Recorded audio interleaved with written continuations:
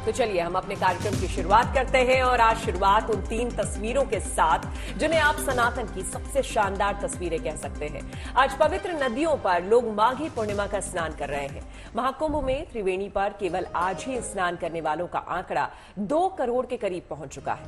महाकुंभ शुरू होने से अब तक स्नान करने वालों के आंकड़े की अगर हम बात करें तो सारे रिकॉर्ड ध्वस्त होने की कगार पर है, क्योंकि महाकुंभ शुरू होने से अब तक करीब 47 करोड़ से ज्यादा लोग महाकुंभ में डुबकी लगा चुके हैं। तो वहीं 4 धाम यात्रा को लेकर भी अपडेट है। केदारनाथ धाम को छोड़कर बाकी धाम के कपाट खुलने की तिथियां आ चुकी हैं। तो वहीं अयोध्या में रामलला के दर्शन का समय बढ़ने से श्रद्धालु बेहद खुश हैं।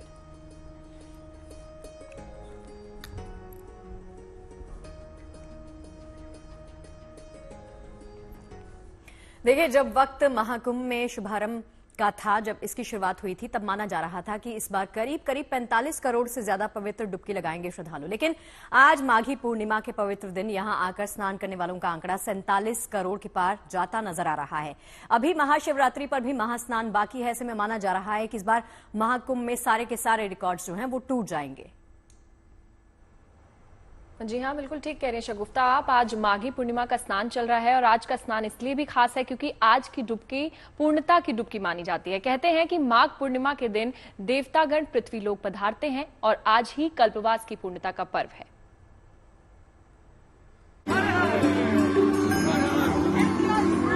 You have to be here to feel it. It's really an experience that you have to live.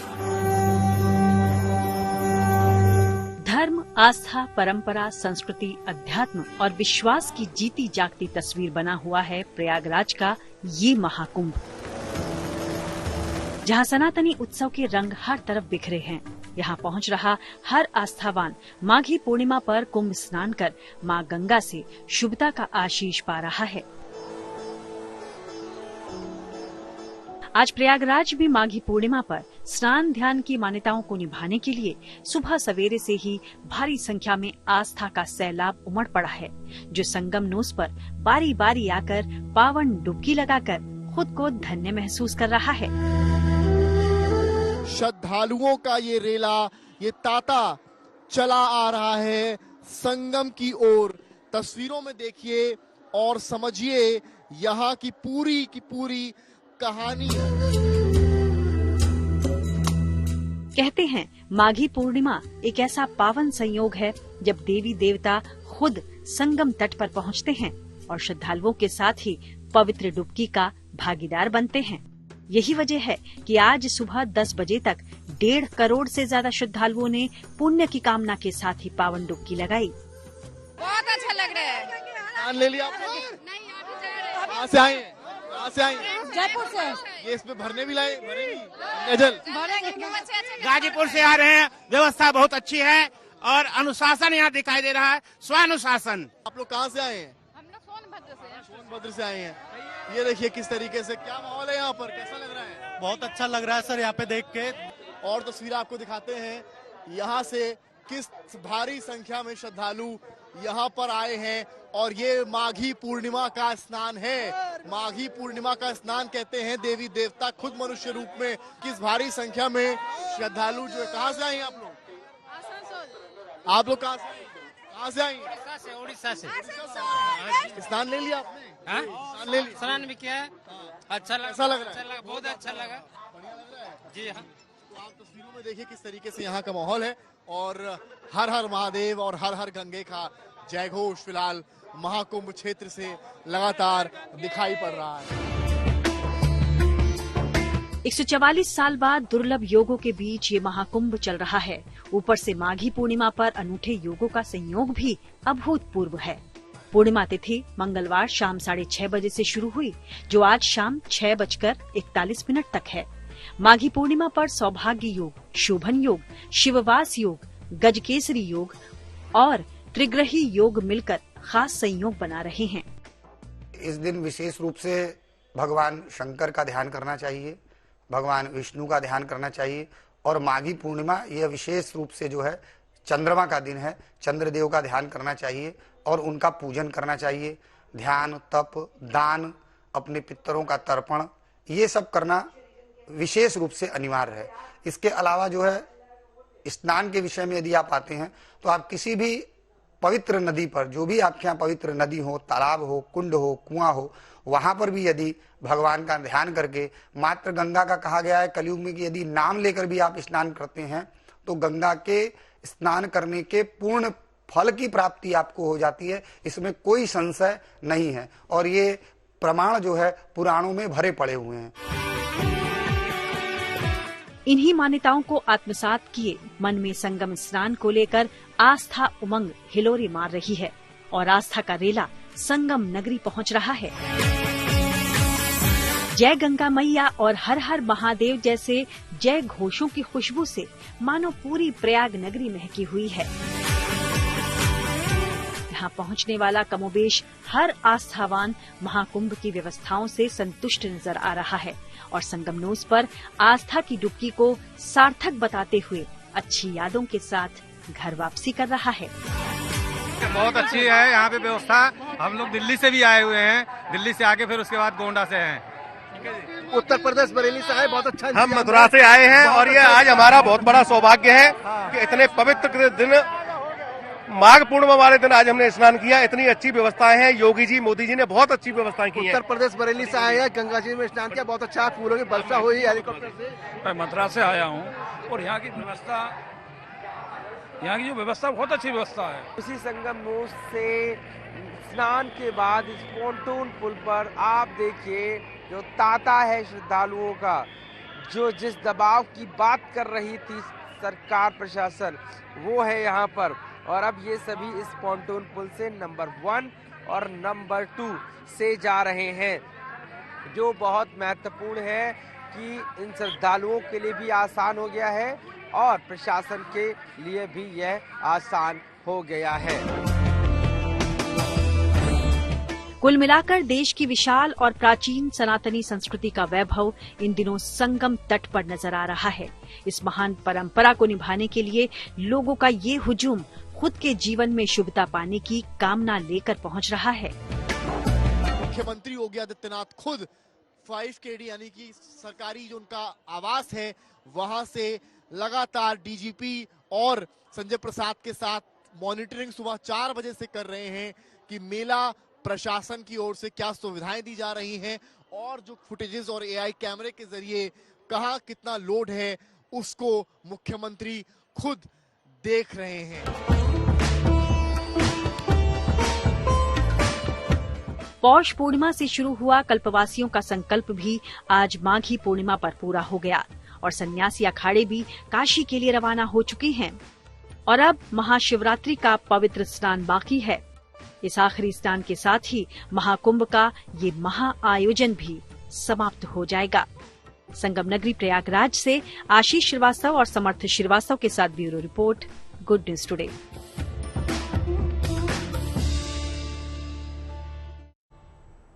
देखिए, दान, ध्यान और स्नान केवल प्रयागराज में ही नहीं चल रहा है, बल्कि पवित्र नदियों के किनारों पर भी आज लोग पहुंचे हैं, क्योंकि वो भी आज आस्था का केंद्र है। चाहे हरिद्वार की गंगा हो, उज्जैन हो या फिर काशी हो, हर जगह पर लोग पवित्र स्नान के लिए उमड़े हैं, क्योंकि आज है पूर्णिमा स्नान। देवघर में भी आज लोग आस्था की डुबकी लगाने पहुंचे हैं। स्नान की सनातन की जड़ों को अपने जल से सींचती ये सारी जगह आज श्रद्धालुओं की आस्था का केंद्र बनी हुई है। आपके सामने 6 तस्वीरें हैं और जो बता रही हैं कि कितना भव्य और कितना दिव्य और कितना अमृतमय है ये दृश्य।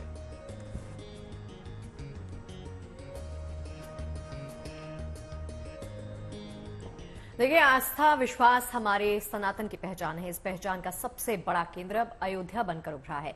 जब से राम मंदिर बनकर तैयार हुआ है, तब से यूपी में आध्यात्मिक टूरिज्म का सैलाब सा आ गया है। लोग प्रयागराज से डुबकी लगाकर सीधे अयोध्या का लगातार रुख भी कर रहे हैं और तस्वीरें भी सामने आ रही हैं।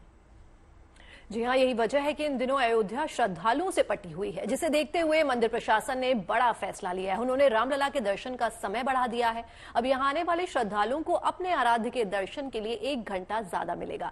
ये आदेश कब तक लागू रहेगा, इसकी बात तो सामने नहीं आई है, लेकिन माना यह जा रहा है कि अयोध्या में श्रद्धालुओं का दबाव रहने तक यही व्यवस्था रहेगी।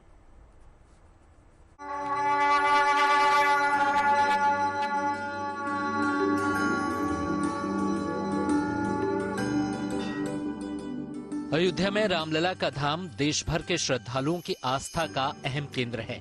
प्रयागराज में महाकुंभ के दौरान भक्ति का प्रबल प्रवाह संगम से होता हुआ रामनगरी भी पहुंच रहा है। इस दौरान बड़ी संख्या में पहुंच रहे भक्तों को रामलला के सुगम दर्शन हो सकें, इसके लिए मंदिर प्रशासन ने बालक राम की श्रृंगार आरती के समय में बदलाव किया है। अब श्रृंगार आरती सुबह 6 की जगह 5 बजे होगी और इसी के साथ मंदिर के पट दर्शन के लिए खुल जाएंगे, यानी भक्तों को रामलला के दर्शन के लिए अब 1 घंटे का ज्यादा समय मिलेगा। श्रृंगार आरती के समय में परिवर्तन किया है। कल से श्रृंगार आरती प्रातःकाल 5 बजे संपन्न होगी। आरती के साथ साथ सभी श्रद्धालुओं का दर्शन भी प्रारंभ हो जाएगा। इसी प्रकार से सभी आरतियां, चाहे वो दोपहर भोग आरती हो, सायं आरती हो, रात्रि में शयन आरती हो, सभी आरतियां अपने समय पर विधि विधान पूर्वक होंगी और उसमें दर्शन भी चलता रहेगा। इस बदलाव के बाद रामलला के दर्शन की समय सारणी कुछ इस तरह है। सुबह 4 बजे मंगला आरती, सुबह 5 बजे श्रृंगार आरती। इसी के साथ बिरला धर्मशाला के सामने से दर्शन के लिए श्रद्धालुओं का प्रवेश शुरू हो जाएगा। दोपहर 12 बजे का समय भोग आरती का है। शाम 7 बजे संध्या आरती का समय है। इस दौरान 15 मिनट के लिए पट बंद रहेगा। रात 10 बजे शयन आरती होगी। अयोध्या में भक्तों की बढ़ती भीड़ को देखते हुए ये विशेष व्यवस्था की गई है। श्रद्धालुओं की सुरक्षा और सेहत का खास ख्याल रखा जा रहा है। क्राउड मैनेजमेंट के लिए भी दिन रात अधिकारी मुस्तैद हैं और भक्तों की सुगम आवाजाही भी सुनिश्चित की जा रही है। Bureau report, good news today. आपको बता दें, उधर उत्तराखंड में 4 धाम यात्रा को लेकर भी हलचल शुरू हो गई है। जो श्रद्धालु इस पवित्र यात्रा के शुरू होने का इंतजार कर रहे हैं, उनके लिए भी शुभ समाचार है। उत्तराखंड सरकार ने 4 धाम यात्रा 2025 की तारीखों का ऐलान कर दिया है, जिसकी शुरुआत 30 अप्रैल से गंगोत्री और यमुनोत्री धाम के कपाट खुलने के साथ शुरू हो जाएंगे। और इसके अलावा बद्रीनाथ मंदिर के कपाट 4 मई और केदारनाथ मंदिर के कपाट खुलने की तारीख महाशिवरात्रि के दिन घोषित होगी। और इस साल प्रशासन ने यात्रा को सरल और सुरक्षित बनाने के लिए कई नई व्यवस्थाएं लागू की हैं। देखिए।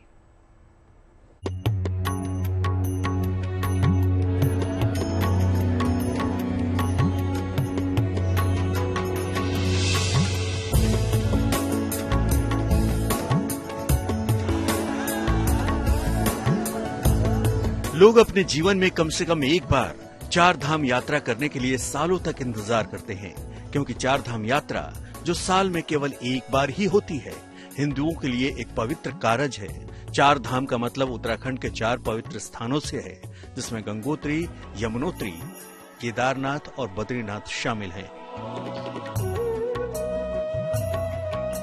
बर्फीली ठंड में भी श्रद्धालुओं में इस तीर्थ यात्रा के लिए उत्साह देखते ही बनता है। दरअसल 4 धाम यात्रा के लिए इंतजार कर रहे भक्तों के लिए गुड न्यूज है।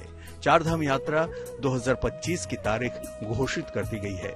2025 में भी चारों धाम के कपाट शुभ दिन पर खोले जा रहे हैं। 4 धाम यात्रा 30 अप्रैल 2025 से शुरू हो रही है, यानी इस दिन से आप 4 धामों की तीर्थ यात्रा कर सकते हैं। 30 अप्रैल को अक्षय तृतीया के पावन अवसर पर गंगोत्री और यमुनोत्री धाम के कपाट खुलेंगे। 30 अप्रैल से ही 4 धाम यात्रा की शुरुआत हो जाएगी। इसके बाद 4 मई को बद्रीनाथ धाम के कपाट श्रद्धालुओं के लिए सुबह 6 बजे खोले जाएंगे। वहीं केदारनाथ धाम के कपाट खुलने की तारीख महाशिवरात्रि के दिन घोषित की जाएगी। हर साल लाखों श्रद्धालु बद्रीनाथ, केदारनाथ, यमुनोत्री और गंगोत्री के दर्शन के लिए आते हैं। प्रशासन ने यात्रा को सुगम और सुरक्षित बनाने के लिए तैयारियां तेज कर दी हैं, जिसके तहत इस साल 4 धाम यात्रा में 60% पंजीकरण ऑनलाइन और 40% ऑफलाइन होंगे। ऑनलाइन पंजीकरण के लिए उत्तराखंड सरकार की आधिकारिक वेबसाइट registration&touristcare.uk.gov.in होगी। पंजीकरण की प्रक्रिया 1 मार्च से शुरू होने की संभावना है। वहीं यात्रा शुरू होने से पहले के 15 दिनों तक 24 घंटे ऑफलाइन पंजीकरण केंद्रों पर रजिस्ट्रेशन की सुविधा मिलेगी। हरिद्वार और ऋषिकेश में 20-20 ऑफलाइन पंजीकरण काउंटर बनाए जाएंगे, जबकि विकास नगर में 15 काउंटर बनेंगे। 4 धाम यात्रा के पहले 1 महीने तक किसी भी प्रकार के वीआईपी दर्शन की अनुमति नहीं होगी। 4 धाम यात्रा के लिए सुरक्षा के भी कड़े इंतजाम किए जा रहे हैं, जैसे कि हेलीकॉप्टर, ड्रोन और चीता पुलिस मॉनिटरिंग करेंगी। यात्रा मार्ग को छोटे छोटे सेक्टरों में बांटा जाएगा, जहां हर 10 किलोमीटर पर चीता पुलिस की गश्त होगी। 4 धाम में अतिरिक्त पुलिस बल की तैनाती होगी। किसी भी आपात स्थिति में यात्रियों को हेलीकॉप्टर से एयरलिफ्ट किया जाएगा। साथ ही मोबाइल नेटवर्क को बेहतर बनाने के लिए विशेष प्रबंध किए जा रहे हैं और जरूरतमंद यात्रियों के लिए निःशुल्क भोजन और ठहरने की व्यवस्था भी हो रही है। 4 धाम यात्रा की शुरुआत हरिद्वार से होती है। श्रद्धालु पहले यमुनोत्री, फिर गंगोत्री, उसके बाद केदारनाथ और अंत में बद्रीनाथ धाम के दर्शन करते हैं। इस साल प्रशासन की ओर से की गई नई व्यवस्थाओं के चलते यात्रियों को अधिक सुविधा और सुरक्षा मिलने की उम्मीद है। देहरादून से अंकित शर्मा के साथ bureau report, good news today. आस्था और भक्ति की बात हो गई, अब आपको लिए चलते हैं सूरजकुंड। वैसे अगर आपको ये लग रहा है कि केवल मैं सूरजकुंड होके आई हूँ, गीतिका भी होके आई। गीतिका, सबसे अच्छी चीज क्या लगी आपको सूरजकुंड में, बताइए। मैं गई थी शॉपिंग करने। आपको पता ही है जैसे कि सूट, दुपट्टे और इतना सुंदर कलेक्शन वहां आता है। और इस बार उड़ीसा का जो कलेक्शन आया है वो एकदम सुपर्ब है। आपने भी देखा होगा उड़ीसा के सूट्स जो आए हैं, दुपट्टे जो आए हैं, आपने भी काफी शॉपिंग की है। शॉपिंग अभी मतलब क्राफ्ट्स की बातें करोगी दोनों। अरे एक बहुत अच्छी क्राफ्ट आपको दिखाती हूँ, दिखाओ। वहां पे देखिए, हम सूट्स और दुपट्टों की बात कर रहे हैं, लेकिन वहां की जो रियल क्राफ्ट है उससे आपको रूबरू होना होगा, क्योंकि उसे देखने के लिए विदेशी लोग भी वहां पहुंच रहे हैं। देखिए जरा।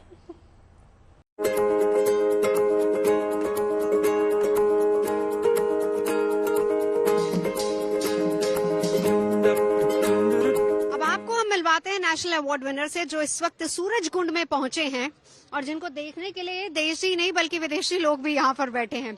सबसे पहले रामचंद्र जी एक नेशनल अवार्ड विनर है और बहुत ही सुंदर ये कलाकारी चल रही है। आपसे जानना चाहेंगे रामचंद्र जी, ये किस तरह की कलाकारी है, कौन सा चित्र इसको कहा जाता है? हम इसको पुथी चित्र बोलती है। जो पुराना जमाने में हमारा जो रामायण महाभारत सब ग्रंथ लिखा हुआ है, भारतवर्ष में जब पेपर नहीं था, वही पत्ते के ऊपर हम सब पढ़ाई लिखाई करते थे, हमारा सारा भारतवर्ष के लोग।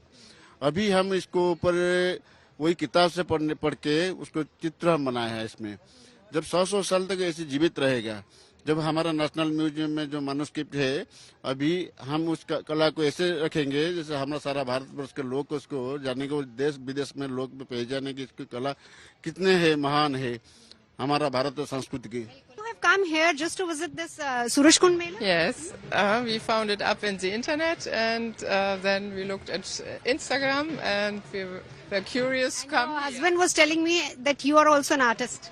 Yeah, I make needleworks and stuff like this, so, and I'm interested in fabrics and different handicrafts and so, and I'm happy that he is showing it because अच्छा, बहुत ही खूबसूरत सी चीजें हैं। थोड़ा सा और रामचंद्र जी बताइए कि ये कौन कौन सी चीजें कैसे बनाई है?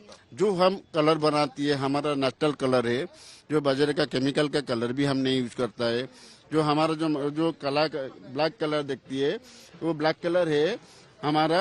जो माँ बहन जो लगाते हैं लैम्प काजल, जो लगाते हैं काजल लगाते हैं, वो काजल में लैम्प काजल बता दें कि जो अब दिया बाती जब बुझ जाती तो उसके नीचे का जो काला होता है, हाँ, उसको उठा उसके साथ गम मिलाकर हम इसको लगा देता है, उसको पानी में साफ कर देता है।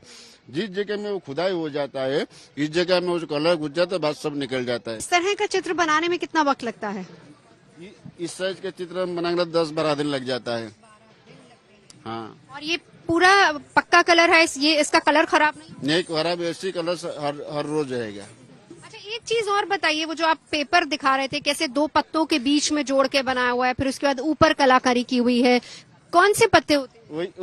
वही पाम ट्री है, जिसको हम पहले इसको कार्व कर देता है, उसके बाद उसको जो कटिंग करता है, हम उसको बाद में उसको कटिंग करके उसको निकलता है, इसको डेकोरेशन ज्यादा बढ़ाने के लिए। उसके अंदर में जो कलर भर देता है, उसको और डेकोरेशन और अच्छा लगेगा और कस्टमर देखेगा तो भारत को संस्कृति कला इतनी पहचान उसको मालूम नहीं पड़ेगा, लेकिन इतने सुंदर हो जाएगा। देखिए विदेशी लोग भी आके आपसे समझ रहे हैं। Isn't it so fascinating? Yes, absolutely.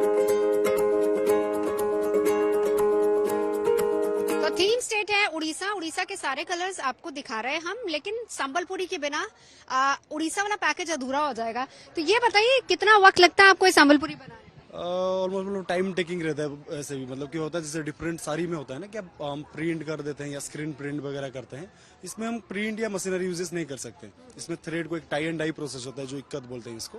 तो उसको क्या थ्रेड को पहले डाई करना रहता है, फिर उसको वीप करना पड़ता है, एक पजल की तरह होता है। आप क्लोजली यहाँ पे अगर दिखाएंगे ना, जैसे कोई भी डिजाइन होता है यहाँ पे, ये दूसरा अगर कोई ऑप्शन होता है साड़ीज में, प्रिंट कर देते हैं, स्क्रीन प्रिंट करते हैं, इसमें थ्रेड को एक एक अलग अलग थ्रेड का अलग अलग पॉइंट को हम कलर करते हैं, और फिर जब एक डिजाइन बनता है वो हर थ्रेड का कंट्रीब्यूशन रहता है। इसको बनाने में वक्त कितना लगता है? डिपेंड करता है, जैसे 15 to 20 डेज लगता है एक साड़ी को 15 to 20 डेज अगर मास्टर वीव होता है वो। एक्चुअल जो हाथ की चीजें हैं जिसको हम कहते हैं एक्चुअली हैंडलूम, वो आपको भी यहाँ पर मिलेगा। तो ये उड़ीसा स्टेट का सबसे बेहद खूबसूरत सा संबलपुरी आर्ट भी हम आपको यहाँ पर दिखा रहे हैं। और चलिए अब आपको लिए चलते हैं पहाड़ों पर, जहां इस बार बर्फबारी ने सारे रिकॉर्ड तोड़ दिए हैं और अब पारा बढ़ रहा है, तो एवलांच का खतरा भी जाहिर सी बात है कि बढ़ रहा है। ऐसे में कोशिश एवलांच के बीच जिंदगियां बचाने की भी यहां हो रही है। दरअसल जो बर्फ बेहद खूबसूरत नजर आती है, तापमान बढ़ने के बाद जब वो फिसलती है तो जानलेवा बन जाती है और इस स्थिति में रेस्क्यू मुश्किल होता है। लेकिन इसी मुश्किल को आसान बनाने के लिए सेना के एक जवान कोशिश कर रहे हैं। उनसे बात की है हमारे सहयोगी अशरफ वानी ने। देखिए, बर्फबारी देखने में तो बहुत खूबसूरत लगती है, लेकिन बर्फबारी के बाद बहुत सारे ऐसे भी मुसीबतें खड़ी हो जाती हैं जो कभी कभी जानलेवा साबित होती हैं। उनमें सबसे बड़ा खतरा स्नो एवलांचेस यानी बर्फीले तूफानों का होता है। अगर हम मात्र सेना की बात करें, सबसे ज्यादा जो कैजुअलिटीज आर्मी में होती है वो स्नो एवलांचेस की वजह से ही लाइन ऑफ कंट्रोल के इलाकों में या फिर सियाचिन में होती हैं। हमारे साथ देश के एक माने जाने रेस्क्यूअर जो हैं कर्नल हेमचंद्रा जी हैं। उन्होंने कई सारे रेस्क्यूज जो हैं देश में किए हैं, न सिर्फ सेना के बल्कि सिविलियंस के, जब ये बर्फीले तूफान आते हैं।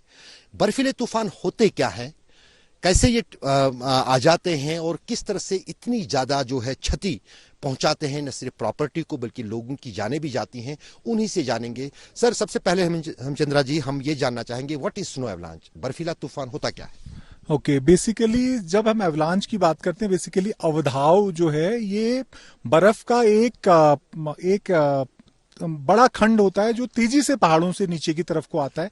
और जब ये तेजी से नीचे की तरफ को आता है तो इसकी पावर इतनी ज्यादा होती है स्पीड की वजह से और मोमेंटम की वजह से कि ये अपने साथ पेड़ पौधे और बाकी जो भी रास्ते में चीजें आती है उन सबको तोड़ते हुए नीचे की तरफ को आता है। तो जो भी इसके क्षेत्र में आता है, इसका क्षेत्र फॉर्मेशन जोन, मिडिल जोन और रनआउट जोन, तो ये सब चीज को ला करके रनआउट जोन में दबा देता है और उसके बाद जैसे सीमेंट होता है उस तरह का इफेक्ट होता है, वो चीज थोड़ी देर में हार्ड हो जाती है। एवलांच रेस्क्यू के लिए, एवलांच रेस्क्यू होता क्या है और उसके लिए जो एवलांच से बचने के लिए क्या गाइडलाइंस होती है, चाहे सेना हो या फिर एवलांच प्रोन एरियाज के पास रहने वाले लोग? हाँ जी, तो सबसे पहले तो एवलांच जो है, एवलांच का खतरा हमेशा बना रहता है और एवलांच से काफी नुकसान होता है, जैसा कि आपने ऑलरेडी बताया। तो इससे बचने का तरीका यह है कि सबसे पहले तो जो इलाके एवलांच प्रोन है, बेसिकली एवलांच प्रोन इलाकों को गवर्नमेंट मार्क करती है। आप अगर वेबसाइट्स वगैरह पे भी जाएं तो उनको मार्क किया जाता है। जैसे आप ये सामने के इलाके देख सकते हैं और ये जैसे ये इलाके और उस तरफ के इलाकों को आप देखिए, या ये जो आपके पीछे, यहाँ बहुत बड़ा अवधाव या एवलांच हमेशा आता है।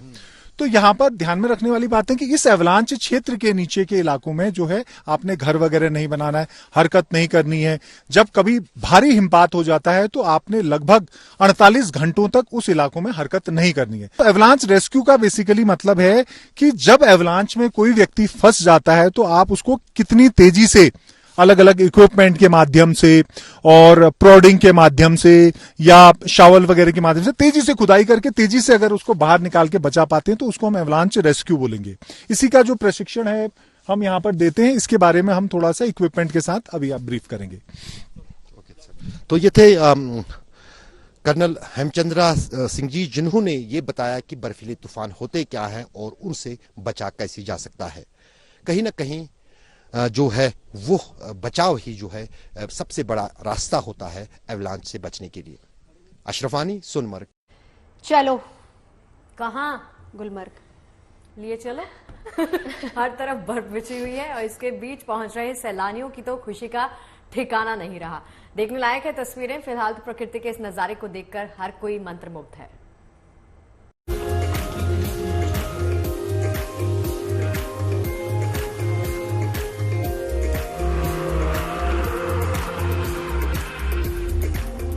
कश्मीर के कई हिस्सों में एक बार फिर बर्फबारी ने मौसम खुशनुमा बना दिया है। हर तरफ रुई के फाहे से मुलायम बर्फ बिछी है और इन सब के बीच सैलानी पूरे जोश के साथ इस सफेदी में मस्ती के रंग भर रहे हैं। गुलमर्ग, सोनमर्ग समेत कई इलाकों में बर्फीली बारिश जारी है और चारों तरफ बर्फ की सफेद चादर ही नजर आ रही है, जिसकी वजह से पर्यटक बड़ी संख्या में कश्मीर जा रहे हैं और बर्फबारी का खूब लुत्फ उठा रहे हैं। ताजा बर्फबारी के कारण तापमान में गिरावट के बावजूद सोनमर्ग के पास सैलानियों का जमावड़ा लग गया है। हर कोई इस शानदार पल का खूब मजा लेना चाहता है। सफेद बर्फ से पटी सड़क पर सैलानी खूब स्नो स्पोर्ट्स का भी मजा ले रहे हैं। इसमें आइस स्कूटर राइड सबका ध्यान खींच रही है। बस इस स्कूटर पर बैठिए, एक हमसफर लीजिए और निकल पड़िए एक मजेदार स्नो राइड पर।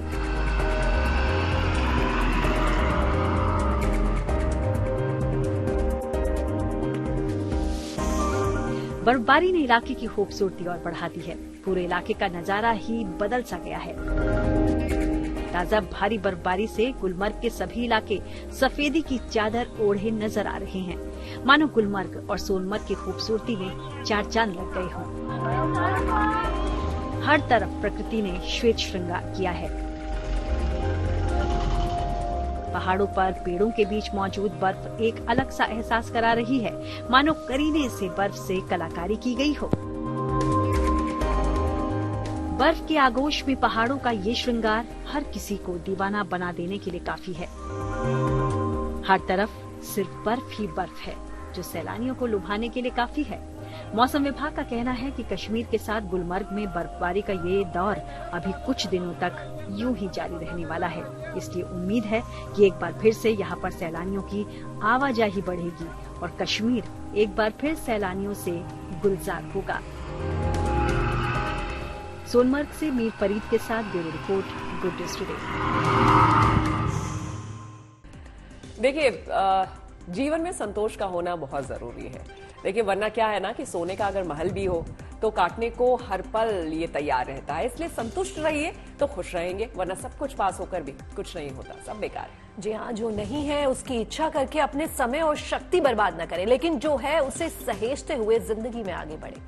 भाई देखिए, हमारी जिंदगी ही सबसे ज्यादा अनमोल है, इसीलिए जिंदगी के हर पल को खुश होकर जीना चाहिए और जिंदगी में सेटिस्फेक्शन जरूर रखिए। और क्योंकि अगर ये आपके पास है तो आपको खुश रहने से कोई भी नहीं रोक सकता। बिल्कुल भी नहीं, ये संतुष्टि तो है। चाय का प्याला भी तो है हमारे साथ और हमारी सबकी गप्पे भी हैं जो हम हर दिन चाय के साथ साथ एंजॉय करते हैं। आई एम श्योर आप भी एंजॉय करते होंगे। कल अदरक वाली चाय साथ पिएंगे। 5 बजे आइएगा जरूर।